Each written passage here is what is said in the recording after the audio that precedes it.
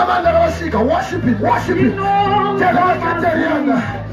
Mandarosha.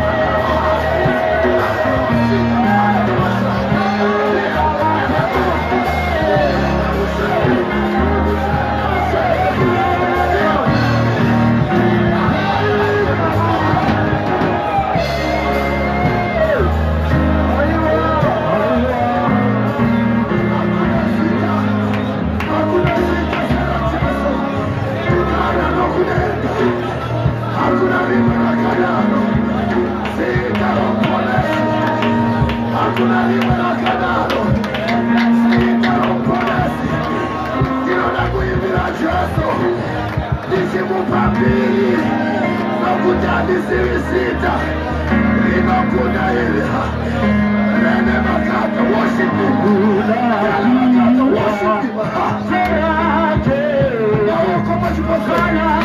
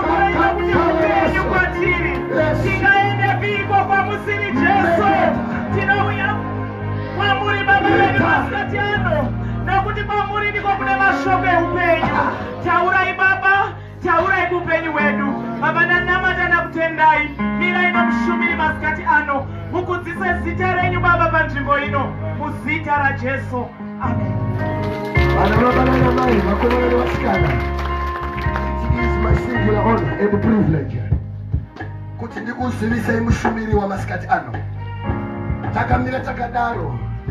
Murume ndakamuziva, ini ndiri mu first year, iwo vari mu second year, ku Living Waters. Ari murume unotsanangura bhuku zvandinotenda. Ndinoda kuti ndikuzivisei kuti murume wemudzimai mumwe chete. Mufundisi mushondo yedu ino yeApostolic Faith Mission in Zimbabwe. Kuri kudivi redunhu reManicaland. Mumba Cornelius Paul. Aha. Hey. Zvinhu zviri kuitika faster than me. Okay, I've been overtaken by the situation. Thank you for correcting me. Mumba Cornelius. Vanotaura kuna Petros. Ndo masoko andinoda kubhorowa ndichitaura nababa mufundisi Mafukidze. Ndichiti baba munhu waMwari. We are gathered here before the presence of the Lord to hear what the Lord has to say to us. God come to him, when must come.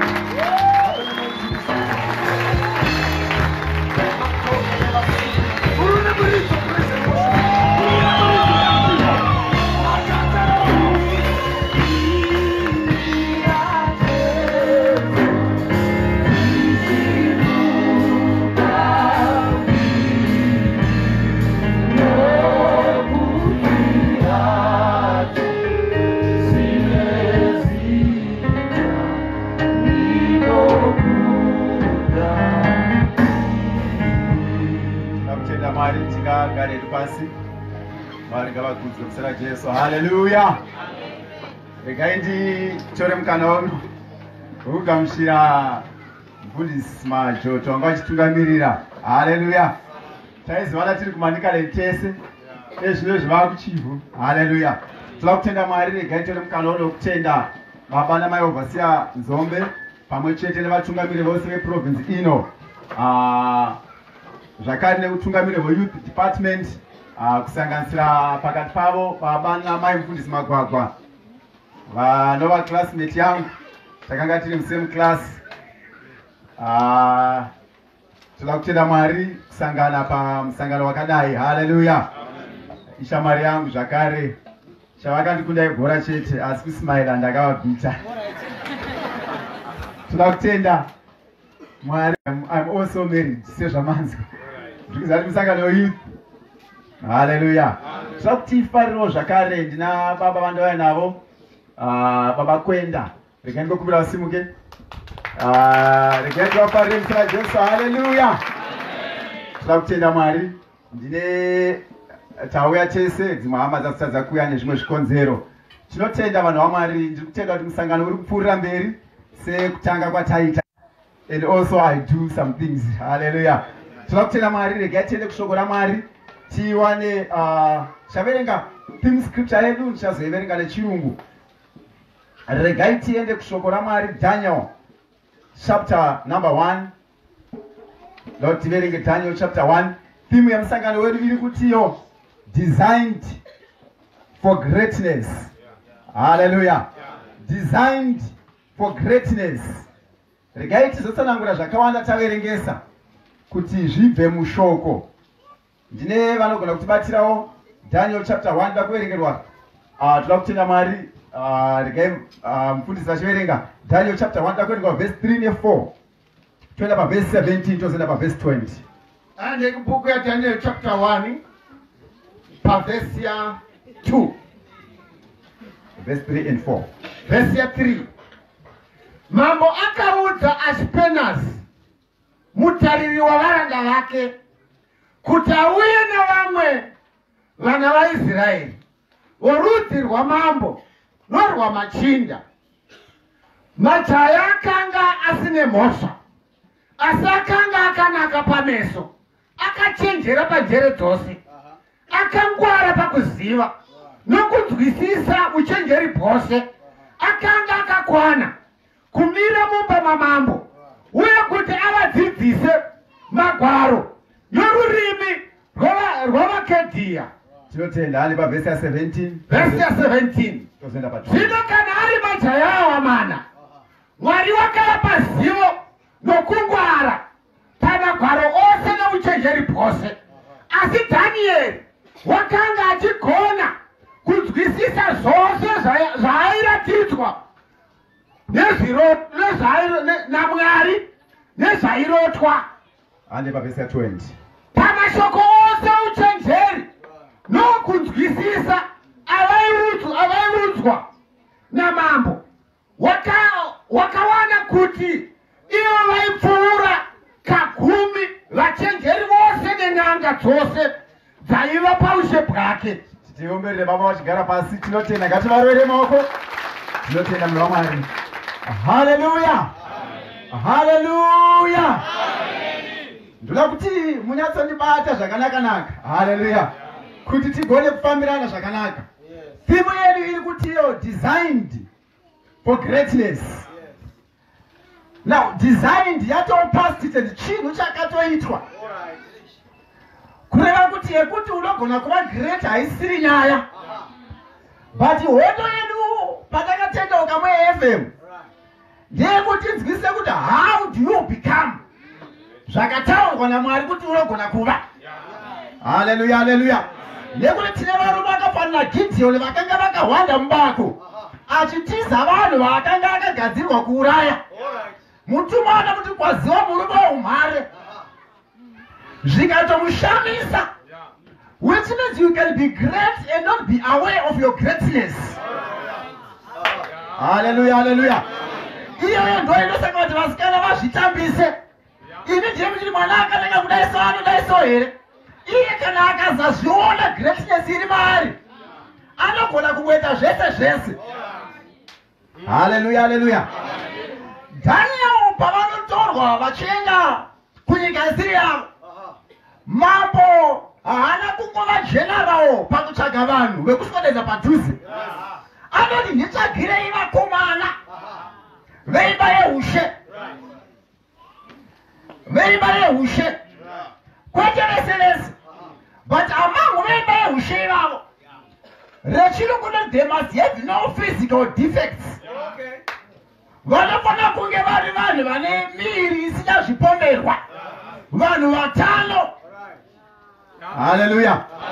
Nokuti mubati vanhu vamwari, if you want to become great, unofanira kuva great in 3 dimensions. Unofanira kuva great physically. Muviri wako haikuda kutambudza. Unofanira kuva nemuviri wekuti and they must be able to stand before the king's palace. Kana vakamboona panochengetwa vakuru venyika, unogona kurova 3 hours wakangomira kureso. Saka physical requirement is needed kuti ugone kuoperate towards your greatness. Kunenge ukanzi uri muimbi ukatadza kumira length yeshow yauri kuita, unogona kutadza kuperforma. Ndakaona ine kuti hanzi anzani uyu mukomana akadonha paairport yekusouth Africa asoja lavu, ukatadza kumaneja board kunenge uri great unonyura. Ndosaka mai vadomira vachimudza kuti urege kupedzera simba rako kuvakadzi. Vanoziva kuti kunyange wakanzi naMwari uri munhu mukuru, ukasamaneja yo physical body hauna kwaunoenda. So Daniel kana taakuda vanhu vanoita zvinhu zvinemusoro even mukingdom yaMwari, toda vanhu vachine miri iri kuzvinzwa. Yakazotaurwa nachiwese kuti kwete kuziva kuchechewa masawa kuuya wapera kutara. Vasikana vese maaitemu chine simba kwete kuzoenda makuchero zvandaita izvozvo. Haleluya, haleluya. Vanofanira kuva vanhu vane physical ability, vane miviri ichiri kuzvinzwa inozvigona. Zvikanzi varume taakuda kuita all night prayer, pane vanokotsira kwete nekuti havana shungu dzekunamata, but vakatadza kumaneja muviri. Nyama inoda hayo, mweya unoda, but nyama yakadini. But Jesu ane combination of physical ability and spiritual ability. Ndosaka Bible theme scripture ine kuti and Jesus grew in wisdom and in stature, pleasing God and men. Akakura pa iyo ndo nhamo imwe yatinayo munyika medu yevanhu vanokura miviri, brain dzichisara, yevanhu vanokura makore emuchechi, mweya uchisara. Haleluya, haleluya. vanhu anoda vanhu vane miri ichiri kuzvinzwa. Hallelujah, hallelujah. Now check this, the first requirement yanga iri physical fitness. Jesu akakura pamuviri, pamumu. Now ndodati muzive kune munhu kana pa Manuchi andi munomuziva. Manuchi upenyu hwake huri physical ability. Akangorumwa nemosquito akaita malaria zvapera. Hallelujah, hallelujah. Saka physical ability ine painogumirawo. Kana ukaita mhasuru dzinenge the best you can do kuita gadi wane brain. Because the second thing chiri kudiwa pano munhu ane pfungwa dzinodhonza. Udza neighbor kuti brain dzodiwa kuchechi. Hallelujah, hallelujah. Munhu anofana kuva nepfungwa dzinokakata, nekuti kana shuga ikapera mubandimi ukadzitaura wagona, vanhu uchipedza ndimi pana strategy yekuti shuga yabva nekumi pano. Tine vasikana vakaperera paphysical chete, ukazoswedera padhuze naye ukati hwazi akuti handisi chindevere, problem iripo akanaka, but akagumira paphysical chete. Hallelujah, hallelujah. Hallelujah, hallelujah. Kana wapedza physical tayo, tinoda varume vanogona science, tinoda varume vanogona kufunga, nekuti kingdom haitongo nemweya, inoda mazano ane musoro. Hallelujah, hallelujah. Kana taakupinda munhare tikaimbaisha taungana tapedza pakuronga province, paakuda brain dzinokakata. Ukaona anoti nyika itatitodiwa nababa, mira yapedza kuti saka mafunge emunhu wamwari, because patiri pari kuda brain. Vana veiti ukadada nemukomana wemweya anokupushira ndini, asi tezvara manje vana vakwati, tezvara vakamirira mari, saka mukomana tazviona. Fashion wangu izira physical. Tazviona kuti une six pack tazviona. But takuda kuona ni musoro unogona kudhonza. 21st century thinking. Strategic thinking nata generation yedu. Vana vaine ngoma yenega kuenda kubasa. Hatisatiri varora vanogara kubango vanhu. Unosvika atete vachienda kubasa, vamwene vachienda kubasa, atezvara vachienda kubasa. Hallelujah, hallelujah. Munomboziva here kuti kare kwainzi how do you do? Mazuva mwakunzi what do you do? Tinokuziva kuti ukauyawo mulife yangu contribution yako ndei. Zvemadimbus nemahips zvakapera pakudiscover.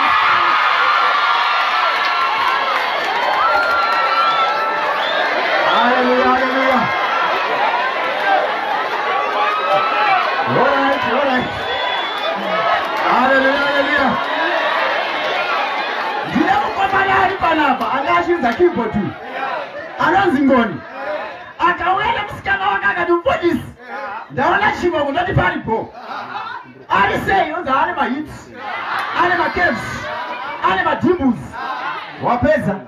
Second question, anoita nezvei? Ukafoireka baba, kunyange wakanaka sei? Hatidye profile picture kambo. Tinakuzoona kuti pasagona chii. Hallelujah, hallelujah. Ndosaka muchiona munyika medu, kana ukatemba mwiri unosweda gadi wane brain iye ari muofisi, woti hurumende ine favor, nditiri kuchera makomba ese, iye akangodhiwa plan but ndiye ari kubhadharwa. Brain dzinobhadhara kureka physical power. Saka if you want to become great, ibva panewa level yekutemba mhasuru woendawo pekutemba brain. The more you think, the less you work hard physically. And the more money you know, nekuti brain dzinobhadharwa kudarika physical power, kudarika beauty yekumeso. Hallelujah, hallelujah.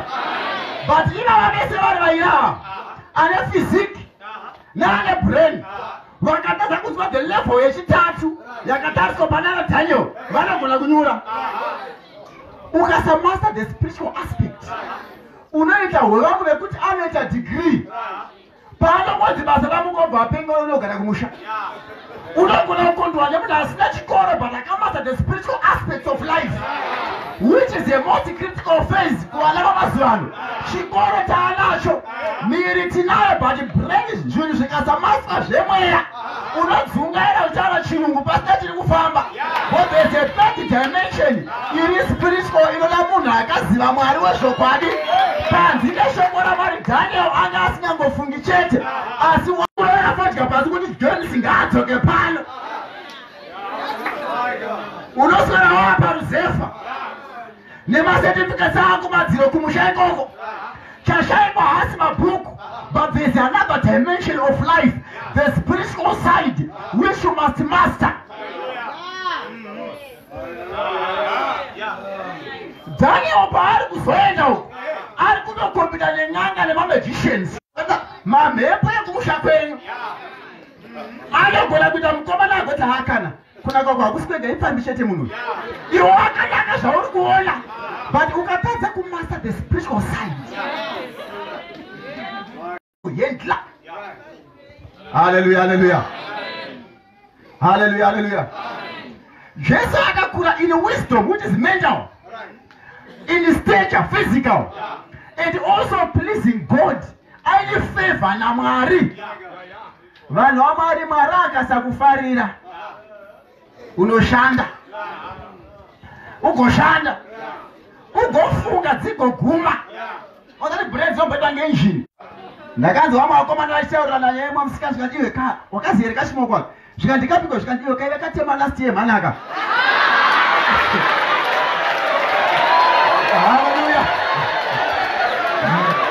Kureva kuti unogona kuimburuva taigokuziva uri mutema, tigokuona watsvuka, tigokuziva uri slim, tigokuona wasimba, but ukasaziva kurova hondo dziri spiritual unoramba uchingochinja chete kuguma vanhu vasazivi kuti uri werudzi, but nothing will never work. Musikana akaita saEsther, the Bible says akawana nyasha pamberi pamambo. Grace is a spiritual qualification, but yakamurodza kunenge vanga vaine physical nemental. Hallelujah, hallelujah. Vana Ruth vakaroorwa nekuda kukumasa the spiritual paakangoti kuna nawe Mwari wenyu achava Mwari wangu. Mwari vakati kana watoo wangu haucharoorwi nekuda kwephysical nebrain, waakuroorwa nekuda kwenyasha. Munenge kuti Boazi paakaona Ruth ari mumunda anoti whose daughter is this? Paine vasikana brother vachiona musingi umaga kuti mwana wokwani uyu, iwo chinzi makadi kwambwe. Akati whose daughter is this? Kureva kuti Ruth nekuda kwenyasha dzamwari, she looked like a girl. And they've got a lot of sisters who looks like mothers.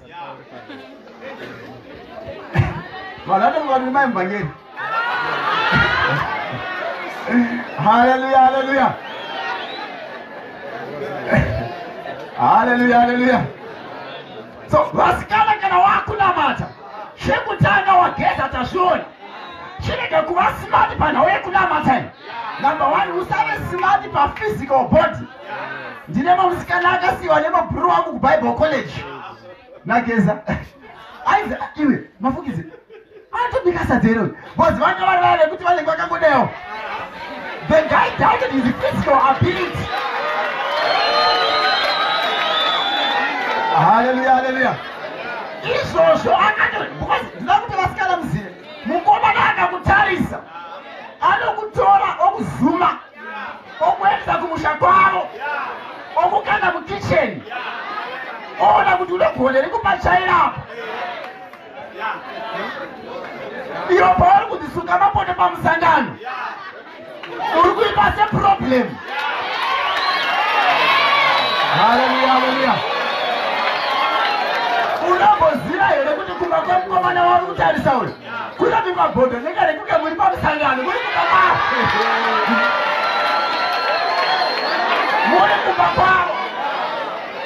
pamusangano vasikana prove kuti you're physically able to handle marriage. Ratidza kuti pakadiwa kusuka ndinosuka, pakada kuchaira ndinochaira, pakada kuti kuwasha ndinowasha. I am physically capable to handle anything. Hallelujah, hallelujah. Vakomana ratidza kuti mari haisi kuwanika hayo, but I'm physically capable of doing something. Nhasi ngatiseka ndavana takudzwa. Taona vamwe vachitswanya matombo. Hallelujah. Iyo ndeko ndiwongo inozvongo uchiita. Inotobatsira kuvakomana veziya munhu wokuroora. Pane vakomana kunozoti panapa pamunozoti baba vangu havasi kumuda, vanenge vatoti panapa ndichachengeta zvese nemukwasha wacho.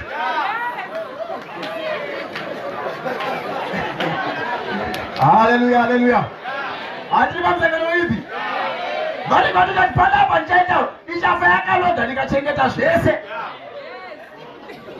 Hallelujah, hallelujah. Zvikangoneta so Uri madama tawana namdara. Tawana namdara. Hallelujah, hallelujah. panonewo murume anoti mari isiri kuwanikwa. Hurumende haina mari, nyika haina mari, but pana mhanya mhanya ndazomboanoka 5 cents. Prove you are physically able to bring something. Hallelujah, hallelujah. Don't become a master of excuses. Handitsimbe ndoti kune shumba panze. Munhu ane usimbe anotya zvaasati atanga. Pesa anongona losi. Anongona losi. Ukamuti kurima kombreka sanani. Hallelujah, hallelujah. Kutsvaka basa, mabasa hakuna. Chese chavataura ane a valid excuse yekuti atazviite. Ndo yekuti kana vatsvaga masisi anenge achingoti blazi wangu, ndina blazi wangu, akatenga kamera yake, ndina blazi wangu. Hallelujah, hallelujah. Saka vasikana kana usingaziye manje, tarisawo kuti ane physical potential here yekuti zvikaoma anomhanyisawo tsuro akaibata. Indakachengeta hanga yomodziziva dzikanibatira fizi yenge 6 ne7. Kuna asikagoni kupfuya huku, kuna asikagoni kuteya shiri. Hallelujah, hallelujah. Usatarisa koya asiri. Hallelujah, hallelujah. Ende chaanonetseka manje kana ane nzara nemvuni dzinamatire breakthrough munhu wamwari, breakthrough. Hallelujah, hallelujah. Munoziva kune vanhu vekuti even the devil cannot really use. Ndosaka pane vanhu vane potential izvo zvine musoro muupenyu vanoterwa funde mamhepo. Saka navatodiwa imwe type kuti uchiraka yakwangu ilosi. Hallelujah, hallelujah. Anototyawo kuti ndinozviisa paizvo zvinhu. Saka prove you are physically able, very prove you are mentally able. Vanhu vamwari chikora hachina kurambidzwa kudzidza nekuti baba vakashaya mari. Baba vakashaya mari kuti kana une shungu natozopfuurira mberi weka. Hallelujah, hallelujah. Ingazivisikira pa yachipa vanhu kungonyorerawo mairi matatu. Inowanza vakomana kuti usapinga musikana ano that the past 3 years haanawo chaanga achiita. Haanawo chaanga achiita. Vakomana nevasikana ndizvei. Pane vari kuti kudzidza hakuna basa nekuti hakuna mabasa. Munoziva here kuti ukatengesa madomasi wakadzidza zvakasiyana. Profit and loss unoimanija zviri nani. Ava vari kunyura venyaya yekuti brain dzakanyurawo futi. Saka hasi difference yeprofit negross profit. Anonodya zvese. Ndosaka munoita akarungwa wivhu musika wavhara okumbira futi mari yestart, otangidza futi paatenga sketi musika wavhara. Hallelujah, hallelujah. Panodiwa vakomana vane brains dzinokakata. Rechirungu yati they must have an aptitude for learning, quick to understand. The world is now dynamic. Ukaita zvekutamba unosara waane zano repasi isina nyika risingashandi. pane mufundisi wanoteerera akati the future belongs to those who can unlearn, relearn and learn. Unofanira kuita download tumwe tuntu kune mumusoro mako twobva. Pane zvatakakura tichiziva zvisashande mazuva anaya. You must be quick to understand. Dynamics dzeka ivanhu vari kungochinja. Yusarakwira zvikazodai. Kune vari kunyura simply because they are ignorant of the reality of inflation. Hapana hapo mweya uchina. But brainers is quick to understand. Imboro msala kwati quick to understand. Hallelujah, hallelujah. Koini mfundisi. Ukada kuramba wachingoparidza zvemakore aya. Vanhu vanoenda kune imwe chechi ukati vari kutiza Mwari. Izvo vari kutiza style isiri quick to catch up with the reality of our generation. Makambona matizi vari kuita machechi ataimbopinda kare aya. Ataimboti havachanamati but zvangotisiyanei nekwata. Ndaisaka maningoni musarukwe. Ichechiyo musarukwe. Handitika. Kuri kwako isiri kuti alright. Chero wakarukwa chero usina. But vari kuti musadini usarukwe. Apo kwaari kuswera. Ndiye gani ngakadaro. Akadiwe ndogarirei. You must be quick to understand. Kufambirana zviri pageneration yako zvoitwa neumwari. Hallelujah, hallelujah. Kana maakubasa makambani ari kufurazi the company is not dynamic enough to catch up with the trends dzebusiness remazuva iwayo. Hallelujah, hallelujah. Unoziva customer nezi ini mire mari botanga kuzvinzwa. Yairepo time yeinflation yekuti customer yaiswa kukumbira. Iye zvino ndiwakukumbira customer kundokumbira mumbondimiro 1 minute. Wotoapologize uri iwe. Quick to understand. Kuti patane izvo zvizvi mambo ndaane mari yake. Zvekuti handinyengerere munhu even muchechi. Anoendani? Wosara uchinamatira financial breakthrough. Angaine mari adi zvake. Hallelujah, hallelujah. Vanhu vaMwari vana Daniel they were not great by coincidence. Vainenge zvinhu zvakarongeka pamiri yavo physically, mubrain dzavo dzaironga. Murume aitonga 120 provinces. Aina vanhu vanoenda maripoti kwawo ekuti chii chiri kuitika ikoko. And the way sanounza problem asina solution is a problem. Ukandiudza chiri kunetsa kwako ikoko ndonza saka tochiita sei. Kuti baba ngatinamatei. Tikapedza kunamata tochiita sei. Hallelujah, hallelujah. Vana vaina nababa generation yana Daniel kuti uve great brain ngadzidhonze. Be quick to understand. Ukaona wapedza 5 years usina imwe course yawaita. Wa 5 years behind. Even kubasa kwaunoshanda ikoko. Ndaiseka mweticha ndikati izvozvi kuchanzi maakwenda kana paElis Robbins by transfer maakutonyara. Bozi vakaja kune chikoro chingoni kuchainzi Dongotinira. Ndochanenge achiziva ichocho. Vamwe vakudzene macomputers. Pota uchi-upgrade brain dzako. Even mawigi.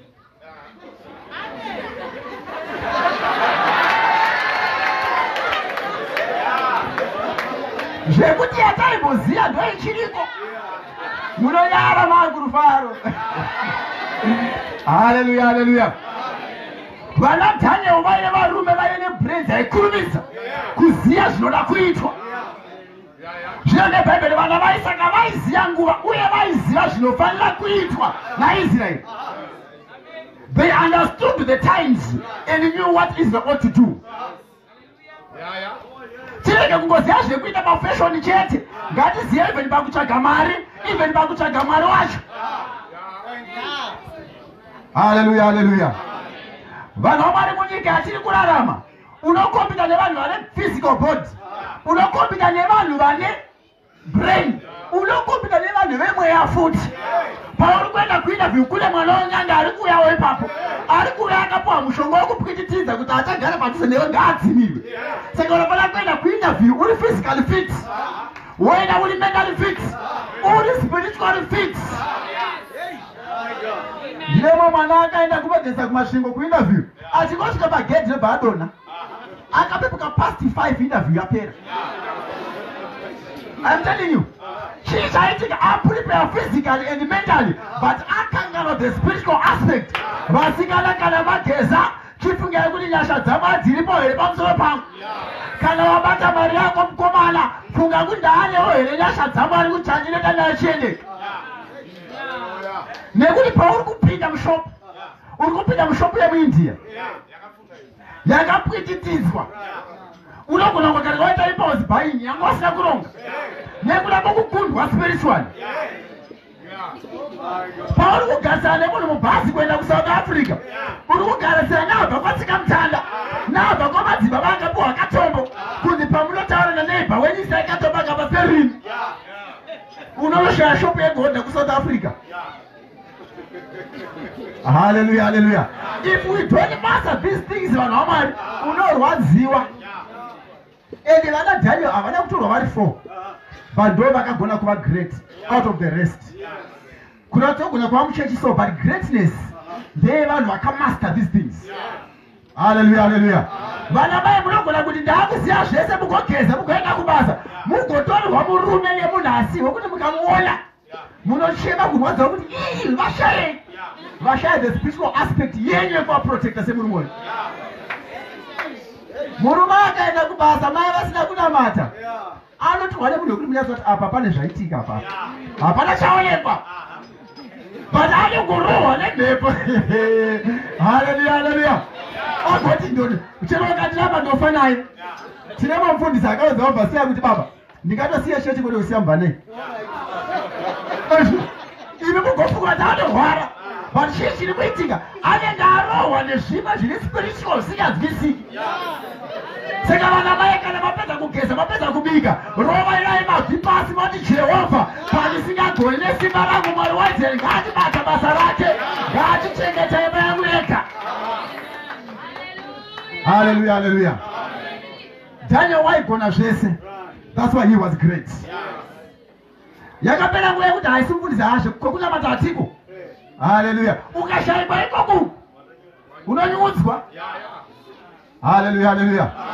Kune vanhu vanouya so wekuti akataura one word evamwe ese anovhepa. Hallelujah, hallelujah. We need people who can stand spiritually. Vachigona kumira vane spiritual stamina yekuti vanomira n'anga ikamira apa vanoikunda, muroya akamira apa vanomukunda. Ndo zvakaitwa nana Daniel. Hallelujah, hallelujah. Ndo zvakaitwa nana Daniel. Hazvisi zvekunzwa, dzakatodaidzwa. Hallelujah. Ndokubva dzamira apa dzikapiwa mukana wekuita zvadzaigonawo.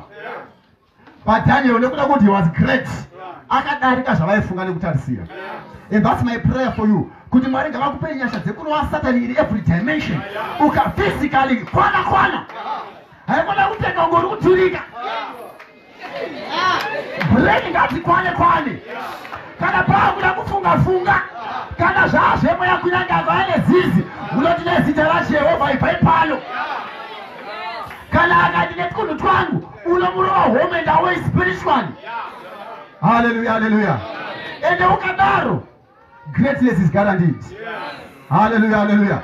Great ndosaka vari mubhaibheri pavashumiri vese munhu akava greater than all ndipo he was physically fit, aive nebrain dzekuagiwa. But kuvagiriki kwava kusingataurwi ndimi waiprova Kristu wangu nemapoints. And Paul was able to do that. Spiritual ava ndakarwa nezvikara paEfeso anoti hatirwi nenyama neropa asi nemweya yerima yemuchadenga. Haagoni kutaura zvaasina kusangana. He was a man aigona kurwa in every dimension. Hallelujah, hallelujah. Paul waigona zvese. That's why he became great. Now Kristu Bible he reasoned with them out of the scriptures.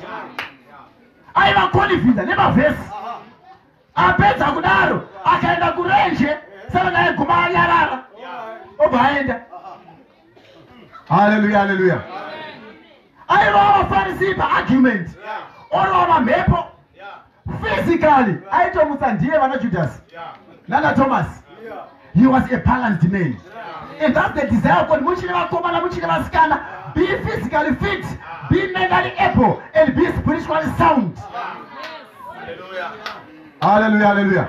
Ukangoirasa kahwani metsiyo. Unopenga utara chirungu. Ukontambesa akadzidzao. But kukotaka kubenefita yo. Jesus was great in every dimension. He was great pamiri. Mwakati ukaona neseka murumana Moses. Bible oti musi wanga kuda kufa maraka mtande kugomo. At 120 years Moses akakwira gomo. Akaratidzwa naMwari nyika. Yakanga achidzoika ndokupa vana vaIsraeri. He was physically fit. Aimira mugomo akasimudza maoko. Vana avo vari kusapota ndo vaineta. He was physically fit. Kusvika achifa. Ndoshungudza Mwari. Joshua 120 years. Mukatika Joshua chapter 10, chapter 13. Anonzi uri kugarira pasi kune nyika chiri kuda kutorwa at 110 years. He was physically fit. Mwari vada vanhu vakasimba pamuviri. Asi vari spiritually strong. Zvekuti vakaona time dzapera anozaziva kuti imbomira. That's a spiritual command to control the times and seasons. Yet he was physically fit to stand against his enemies. Hallelujah, hallelujah. Maskata ndozo ni munhu ute shungu dzekuti Mwari, I want that balance in my life. I want that balance. Muchikristu changu ndikaona balance iyoyo hakuna Satani anondivhundutsira. Nekuti vakamutadza panyama. Dhani anonzi ndepi area atanga mubatire zvikanzi physical haachikwani. Pamabhuku apa haaite mistake basa. Hachikwani. Zvikanzi maybe pane zvekuchechi izvi. Ndopa akatogotrya, still they failed. Because he was balanced. Haikona kutendera sana ndazi kuti kwa kuti leo ukagadzira musoro sebati musoro wacho kugadzirwa muna chakagadzirwa. Hallelujah. Leo zamambana ane dread kuchechi kwenu. Ndikadai watanga wamona zviri mukati. Zvakapfeka style iripo. Tozoona ni style yekunzei. Nekuti kunze ukada style iripo mukati kusina. Unagobara chungurika zvikange. Hallelujah, hallelujah. Maskata, I want to challenge someone, Maskatani. Kuti Mwari ngavakupe nyasha. Be physically fit. Kana mvura yanayapanda kusakura sakura. Hallelujah. Ukareka Genesis chapter 49. Jacob ali kuna Juda. Iyo Juda ulishumba. Maoko ako atapa mtsiba pemwengo wako. Judah did not become great by coincidence. Anonzi ulishumba. You are a lion. You have to fight like a lion. And akaramba akamira. Even Christ anonzi here, you are the lion of the tribe of Judah. Because I'm in a balance. Vakomana vasikana. Yes, Kristo chiri balanced. Takabeta vanhu vanotemba makoma asingadi kushanda. Hallelujah. Makamboona. Mvura ichikonaya takumbenda kumativi. Anofunga ma-absolute nema-all-night prayer patene kusakura. Aiwa mukoma imbosakura kune zviri physical. Zvakakumanagwa nemi. Kana taakura anatochizwa prayer. Prayer haina kuya kuzosubstitute the need for physical power. Yakaya kuzocomplementa kuti munhu ari balanced. Unonzwa power yako dzavatesanika kuti muve vanhu Mwari ngavachengete mweya yenyu nemiri yenyu nenyama yenyu, that your whole spirit, soul and body may be protected unto the day of his coming. Hallelujah, hallelujah. Munoziva kuti kana mudzimu chachayo kana miroko usina basa hudi. Even the devil himself hagoni kuopatira panyika asina physical body. Kunyange Mwari chaiva hagoni kuopatira panyika vasina physical body. Because Mwari vanodzenera ne two ways. Either you become a spiritual worshiper by level of mind, or God comes to you through a physical body. Hallelujah. Mwari vakafunga kusimudza prophet. Unogona kuzomira iprofita vanhu vacho. Hallelujah. Mwari vakafunga kuita mushumi ndaiudza vakomana ndichiti vakomana veitika. Munoziva kuti dai Mwari vakadati muita vafundisi hamuqualify. Because pakabuda dzimoni wani time yarinoda sheti yekuti udhire naro. Wakamira. Ukasakirwa pamweya makumbo chacha anokudza kuti pana mashaiti. Hallelujah. Vana vainana pavachechera vanhu vari physically fit. Haikuda kuzvitambisa. Haikuda kutambiswa. Hallelujah. Kana usati waroorwa ndozvandatotaura izvo zvamanzwa izvo. Haleluya, haleluya. Unofanira kumaneja body yako. Vamwe ari kutoda mazino chacha ari kudiki. This is very important, even madyiro ako. Haleluya, haleluya. Vakomana vasikana, muviri uyu kunyange mwana akada kusvitsa kure sei, haukusviki if you don't manage your body. Haukusviki ukasamanage brain dzako. Etikunamata kuti Mwari pamusangano uno, if we are designed for greatness, Adam anga designed for greatness, not just physically, but you have dominion over the iva nesimba utonge pamusoro peshiri dzedenga nezvemumvura, hove dzemvura nechese chinokambaira panyika. aive nemultiple dimension yekutonga, because he was physically fit. akagona kumira so achitumika makwati iona chakati ichienda uko achisara achiziya zita ataura kusvika dzedzapera. Noa akawanirwa nyasha naMwari banzi vakareka. He was physically fit to fulfill God's mission. vakomana vasikana be physically fit kuti chavakadaidzirwa naMwari chiitike. Kana vakanzi uri mai remarudzi chirege kumbopedza vamwe nemamiskeneji.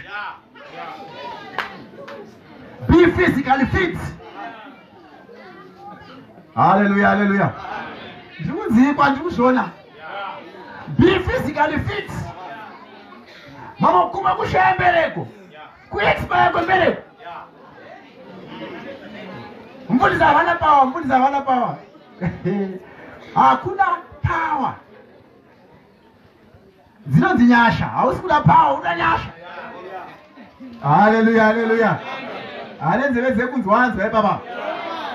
Hallelujah, hallelujah. Vakomana nevasikana be physically fit. Mabasa haasi kuwanikwa. It's because you are emotional. Mentally you are not qualified. Ipapa kamnani mabasa hanetsi baba. Ingoti pale kuruda pachikeni pamuka basa. Tese tosimudza maoko. Chiti already pasi DZ tava shoma. Ipapa hapana mweya, hapana mamhepo. Kugumirwa kwemalevo ebrains atakadevelopa tega. Hallelujah, hallelujah. Even maproject tese tomhanyira kuhuku nekuchengeta nguruve kunyanya tiri mapostori nekuri mafodya ngapanzi paika mashezi ekambani kunoenda vatatu. Hazvina mweya uchinya izvi. Yalevo yebrain kuti dzakadevelopa kusvika papi. Kuri kuti vagarden boy tinowanda, kuri kuti vamanager tava vashoma, kuri kuti vachief executive tinogona kushaya. Hapana mweya uchinapo. Mentally we are not capable. If you want to become great, develop your mental aptitude. Brain ngadzikakate. Hallelujah, hallelujah. Machina akauya munomu kune vakomana vakamhanya kunodzidza Chinese. Vakaigona vakuita mane kuinterpreta maChinese. Ngapangoni pawe evangelist wechirungu panapa. Handinoona masikati kumwe kukotsera kwakuri kutonzvenga kuzvakafanana nekugara. Hapana chandiri kuziva.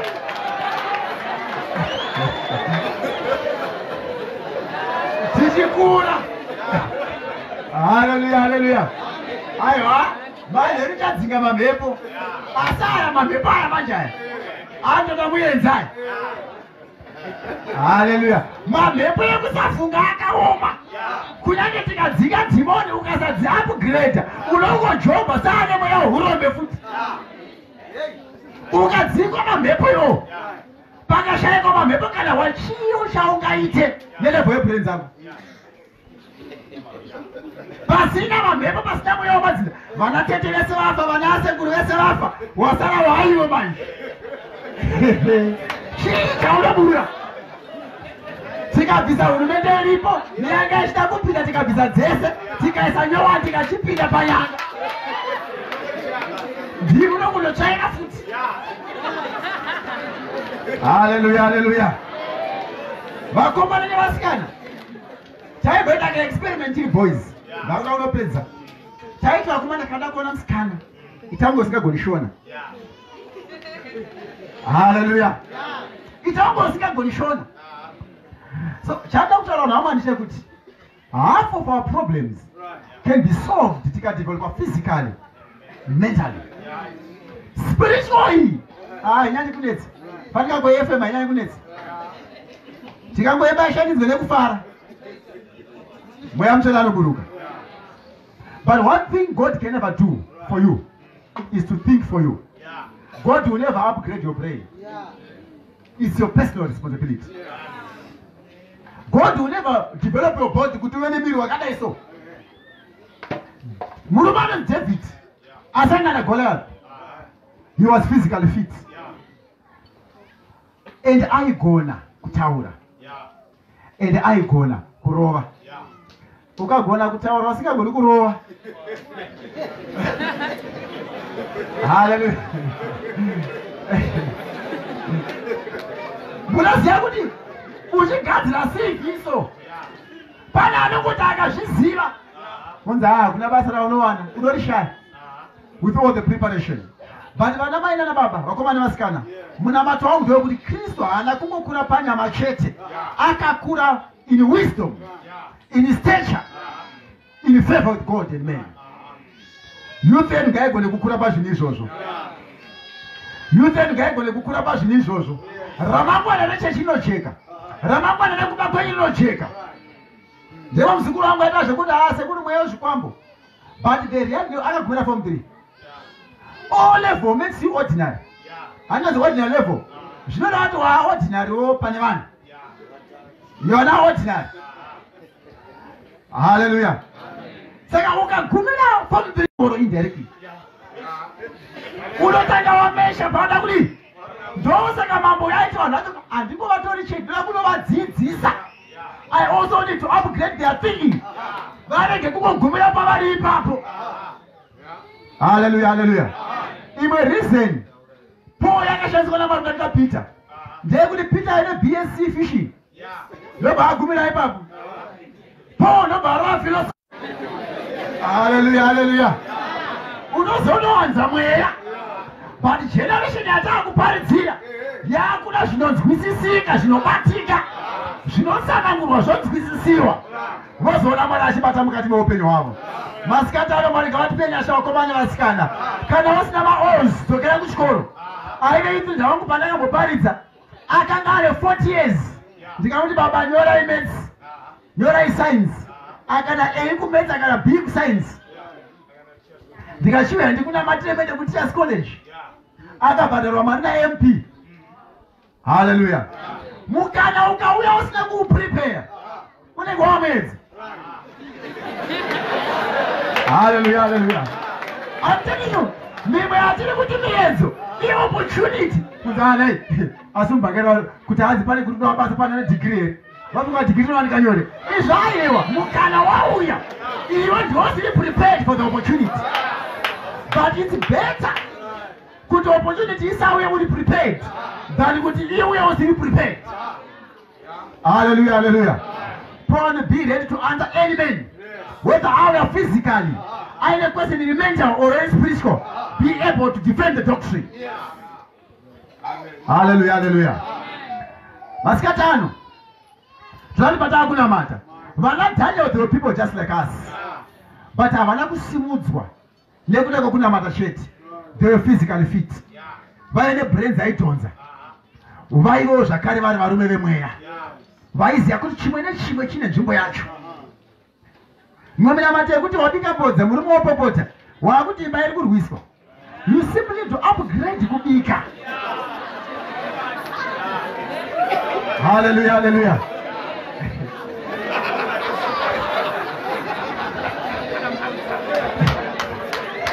Hallelujah, hallelujah. Vanhu mani. Ndinoda kuti kana wakinzwa zvakanaka.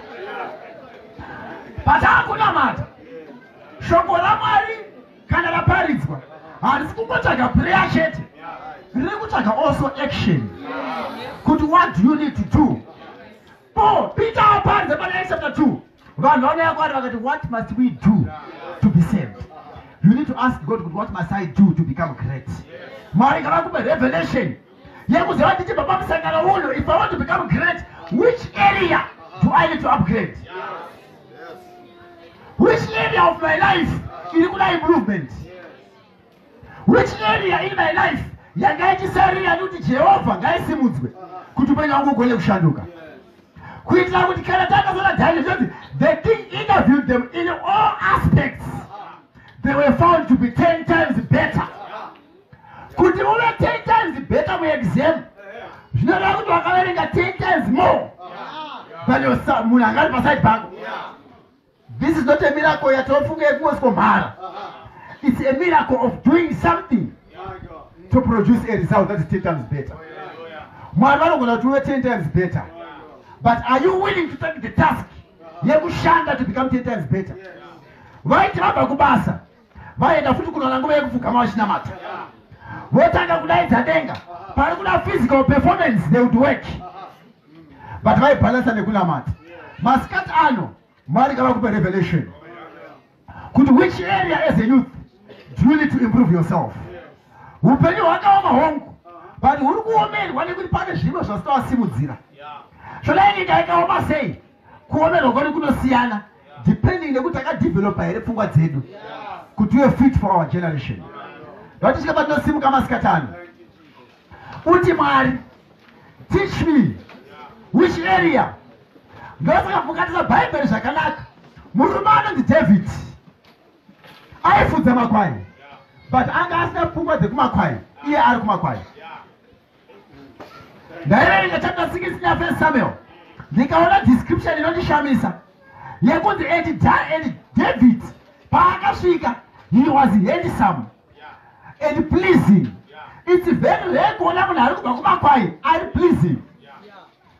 But no matter where you are, maintain these things. Zvinokubatsira mangwana. Vanashandira Meshach naAbednego vakakandwa mugomba remoto, but Bible inotilo they could not smell. Vanga vasingatorine kana hwema hwemoto. Kana nyika yadhakwa haikona kudhakwa nenyika. Kana uri rofa chireka kuda brain dzerofa. Hallelujah, hallelujah. I want you to pray kuti Mwari, what must I do? Ndanzwa shoko renyu, upenyu hwangu hwagara panzvimbo yemachete. Ndanga achichiromba kuti what do I need to do kuti upenyu hwangu ugone kusimuka? Ukasimudza upenyu hwako in one area, one thing will be solved in your life. Patiri kunamata vanhu vaDaniel neshamwari dzake, they were 10 times better. Kana uina Mwari, you'll be 10 times better. Hatizivi kuti pauri kuenda kuinterview uri kunosangana madzibaba here kana nemwana weng'anga, but paunogara navo nekuda kwanyasha dzamwari, you'll be 10 times better. Vatisvika patinonamata masikati ano, Baba tinokutendai muzita raJesu.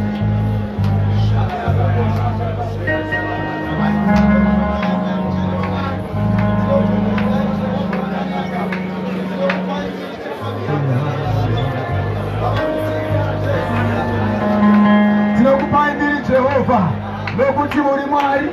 Raboshata redebosata rabosha maya zato roboshata rabaseteko.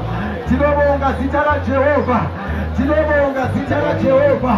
Baba nyasha dzenyu Mwari ngadzire pamusoro poupenyu hwedu Mwari, kuti kana tamira Mwari tigone kuva vanhu vanomira like zvamunoudza Paul achiudza Timothy, I will be a workman who is not ashamed. Baba tirikunamata muzita raJesu, I will stand to show thyself approved, a workman who is not to be ashamed. Muzita raJesu Kristu weNazareta, yalabashete reko soto payakata, yalebo soto roko shata payakata. Tinonamata muzita raJesu, tinonamata Baba vedu, nyasha dzenyu dzinoshamisa Mwari ngadzionekwe pamusoro poupenyu hwedu Baba.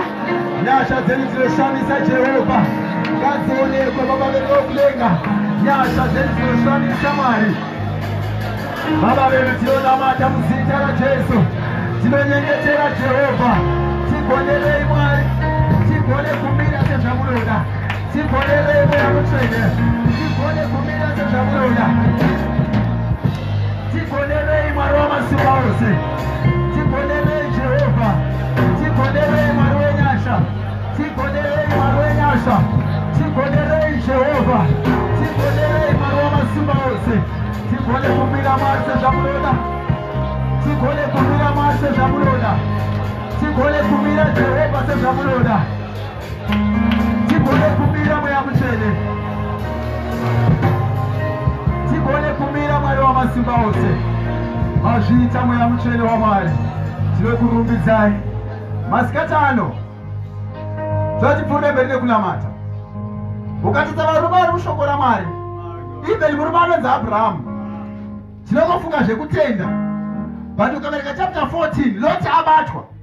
Zvinonzi Abraham equipped himself with 300 men trained in his own house.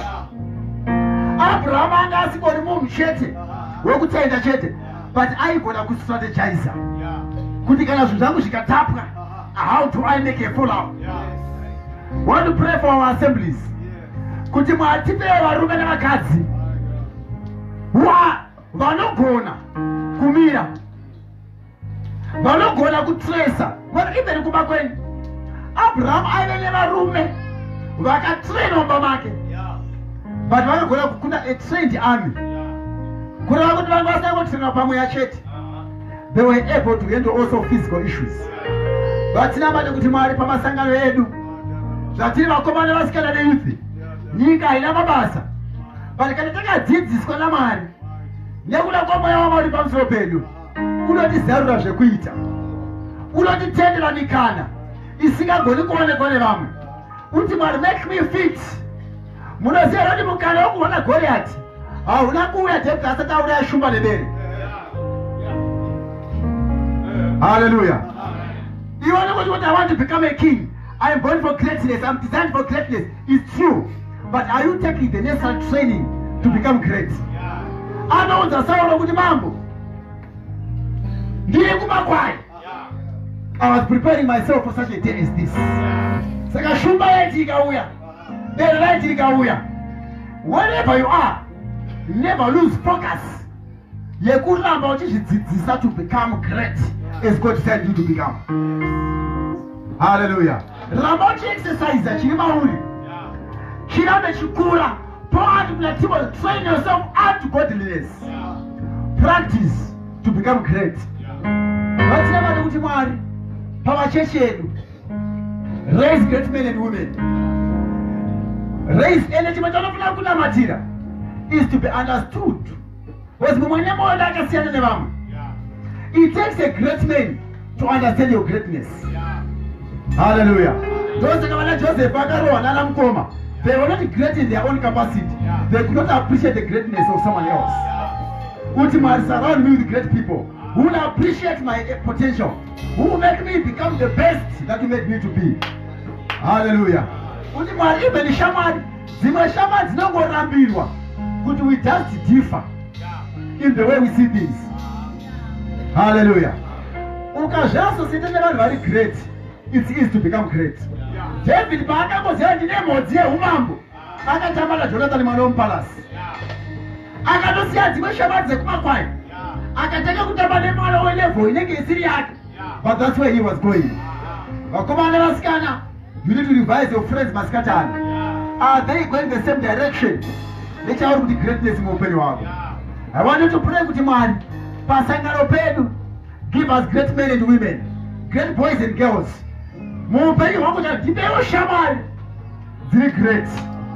Let us pray. Baba Muzita Jesu.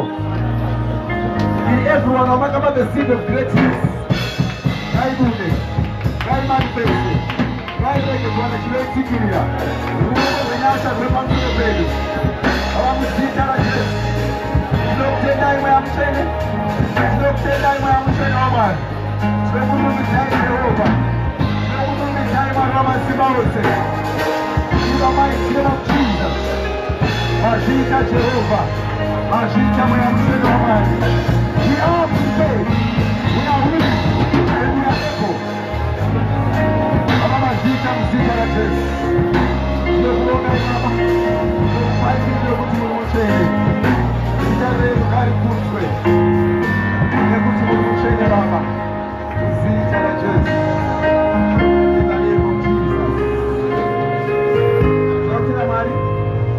Semana para mama.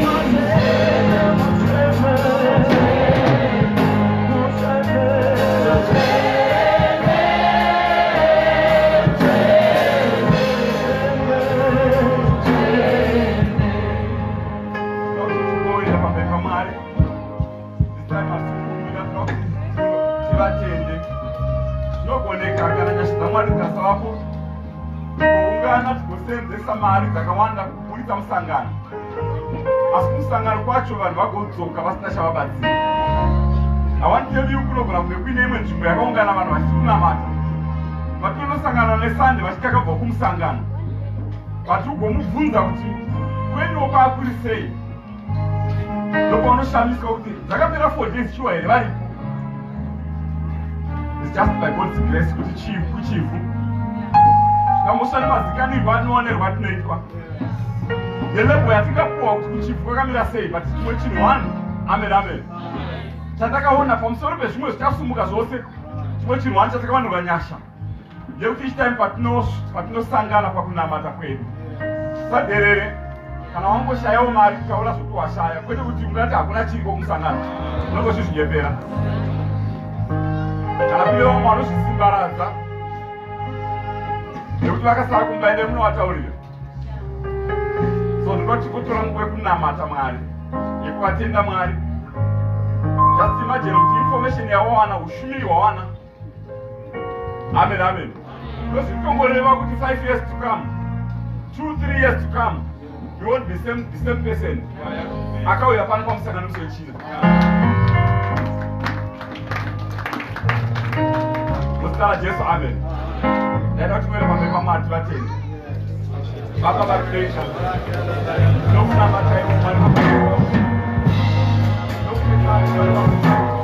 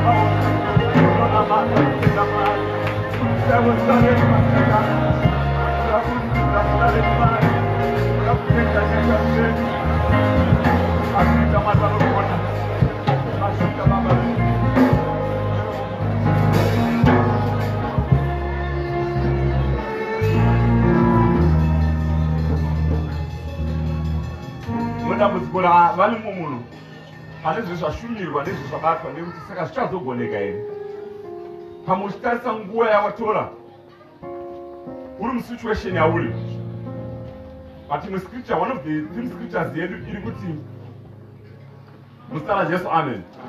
I can do all things through Christ who strengthens me. Panobuda nyaya kuti strengthens me, already munhu ari kuaccepta kuti pane pari weak. But ari kunosimbiswa kuti ndiri weak, but pane mumwe anondisimbisa. Hazvina mosva zvakamboitika muupenyu hwako. Amen. Zvikauyenza weakness muupenyu hwako. But Paul ari kuti I can do all things through Christ who strengthens me. Muzita Jesu, hallelujah.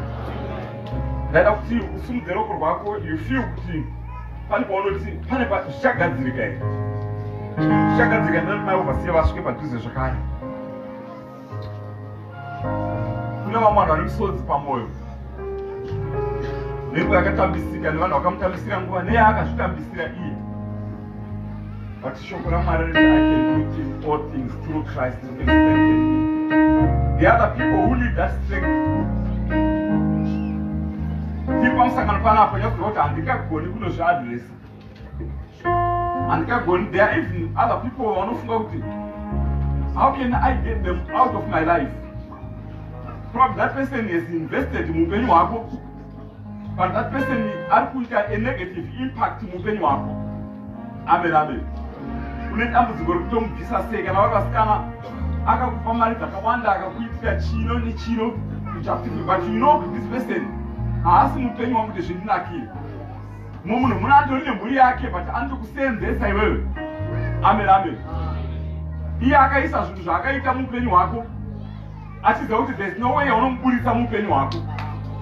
But masikati ano kune rimwe simba rinogona kumudzinga muupenyu wako.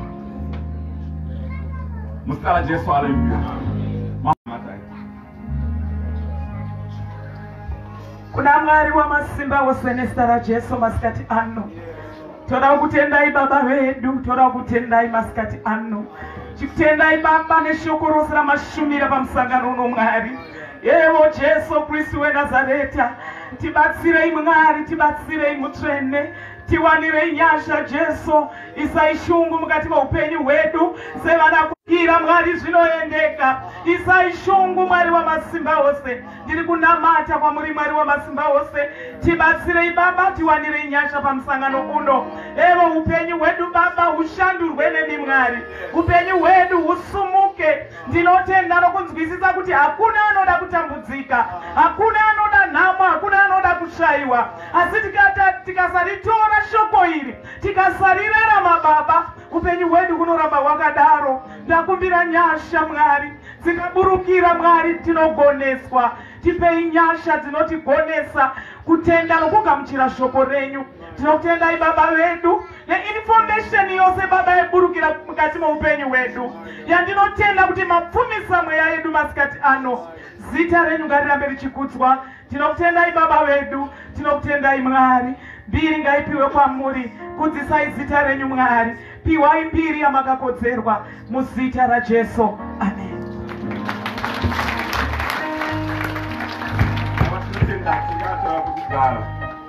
Tibatanze maoko titende.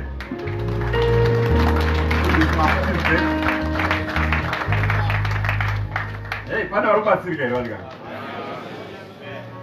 Amen, amen. Ndofunga kana komiti yenyu izvo mukamboboka napa munogara pasi kuti are we the right people to lead the youth yepaAssembly pedu. Kusvikira mufundisi vashaye mari yekuuyisa imi muripo. Zvinoreva kuti kana mambo nobatsira ngonozvirivhaizawo